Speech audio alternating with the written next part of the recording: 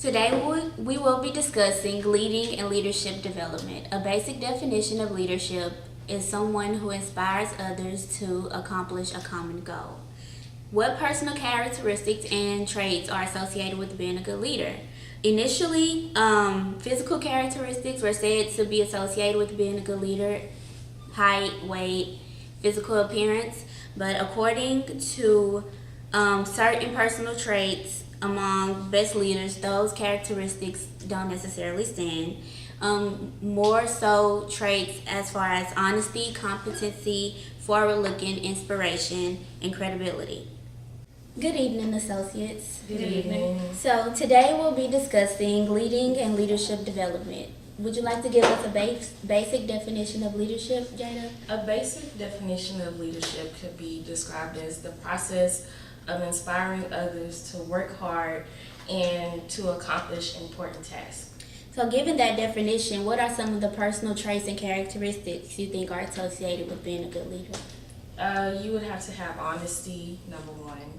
You would have to be competent, and you would have to inspire others. So you would have to have inspiration.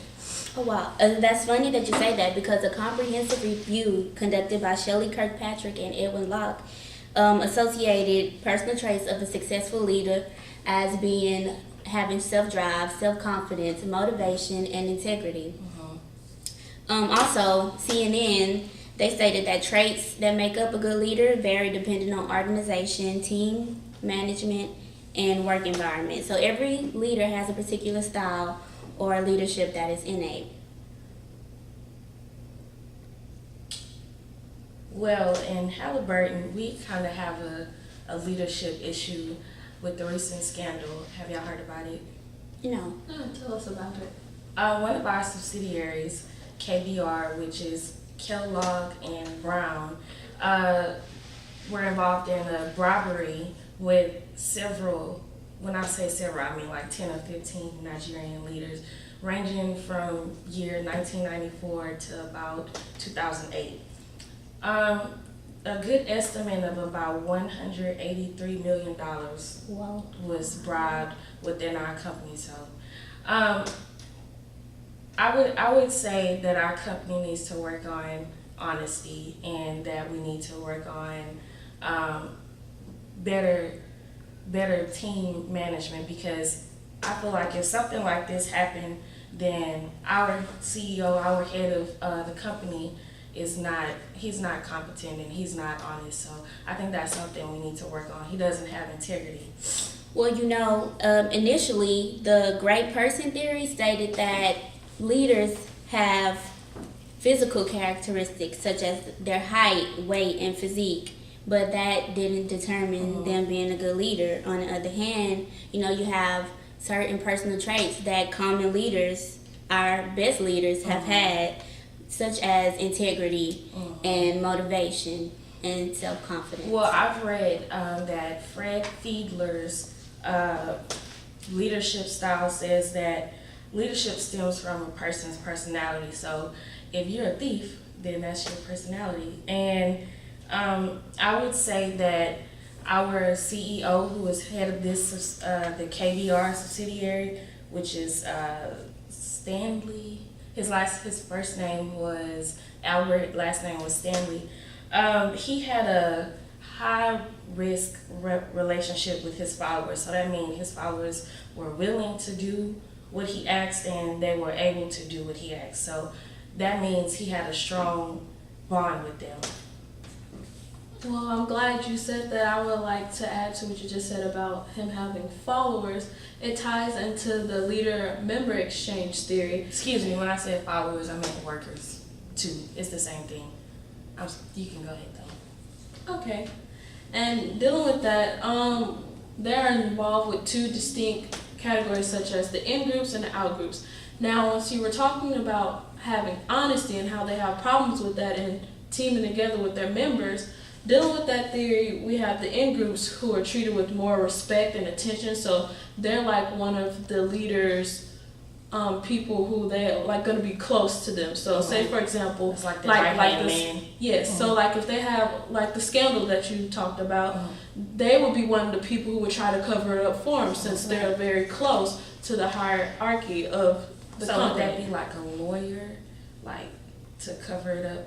Like when you say that's the right hand man, is that like the lawyer? Because normally lawyers cover up stuff. For Well, people. they're like loyal to the leader. Kind of like, you know, a loyal customer. If you're like going to buy something, like you buy something from there all the time. And so that's kind of what in groups are. They're just more around the leader, and they get more rewards. They're just treated totally different from out groups. And Well, the scandal, Halliburton would have been rewarded had they not gotten caught, because in 1994 Nigeria started oil and gas, big thing, oil and gas industry, and we wanted part of it legally, but this guy Stanley took it upon himself to do it illegally. So we would have benefited from it had we done it the right way, but we benefited unethically. So. Would that be him? The scandal be an example of the difference between being a leader and having power? Well, that's interesting. I think it's more power, because he wanted his people to do what he said, and that's exactly what they did. Knowingly or unknowingly, if they knew it was wrong or not, they still did it. So it's more of power, like they trusted his judgment. So I think it's more power than leadership. Well, I believe that could have possibly stemmed from the leadership behavior dimensions. One being concern for the task to be accomplished, and the other being concern for people doing their work. He obviously was concerned for the task to be accomplished. He defined the work assignments, but he had little concern for the people receiving on that end. all right, now going into that leads me into my second model that I have. It's called the leader participation model, and there are 3 categories that deals with this model. It's authority, consultative, and group decision. And within these, I believe that all of those consist of what you were saying about the leader and how he has to, you know, make sure his people under him know what they're doing for their assignment. So, for example, for authority, it's the leader's job to communicate with the group on any assignment. For example, if you have like a major project to be assigned, and it's the leader's duty to communicate that to you in order to get the job handled. Now, moving into consultative decision, it involves the leader making a call based upon the comment/feedback from any of the other employees in the corporation. So let's say, for example, you're trying to figure out whether you want Jada, for example, if you want to figure out whether she needs to be fired or not because she's not doing her job. So you would go to each employee to try to get some type of information, Evaluation. yes, on them to see if there's any good evidence to show that whether this person should stay or leave the job. And now, lastly, with the group decision, this is a process where the whole team comes together, supervised by the leader, and basically within that group, they're going to have a problem, and they're going to, you know, present it to everyone. And if it's approved, the leader is going to be like, okay, I approve of that. We're going to go with this. Well, okay, so so you say each person, you would go to each person in the group to see if that person should be fired. So with the scandal, would you still go to each person and get their opinion on if the CEO should be fired, knowing that the decision he made to bribe the Nigerian leaders was unethical? Or would that just be a on site, you fired? Well, that's a little more. That's a good question. It is a really good question. That's more of a sticky situation. I mean, like, okay, so you're gonna go. He's the CEO, so under the CEO is like the board of trustees. Yes. So would you go to the board of trustees to see if he would be fired for his unethical decision, or would you just, you know, do it right on site? Well, at the same time, it depends on your position.